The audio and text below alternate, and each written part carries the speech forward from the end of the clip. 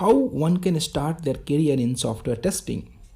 So suppose you are a graduate, you might be BTech, BSc IT, BCA, MCA, or any graduate degree you have. Okay, now there might be three cases. Either you might be a fresher, you might be fresher with some 2-year gap, you might be preparing for government job, XYZ reason. Okay, and then you might be already working in some non-IT job. Okay, so for everybody you need to first learn manual testing and SQL to land to the software testing. That is basically manual testing. Okay, so if you are a fresher, okay, you can directly learn manual and SQL. For fresher with gap also, first, so for all level, first they need to go and learn manual testing and SQL.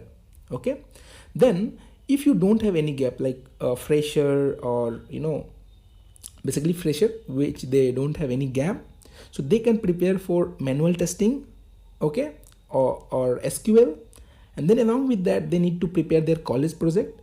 And if you have a demo software testing project, that will add advantage to your resume or your career, so that you can start applying job, you can attend few interviews, and after 4 to 10 attempts you can land to QA job for sure.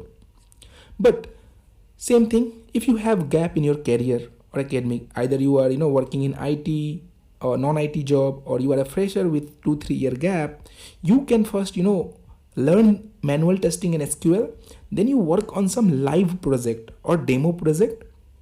Okay, and then you can go and apply for job and attend the interview. Now where you have to apply job is in a small company where this gap doesn't matter, your skill set is matter.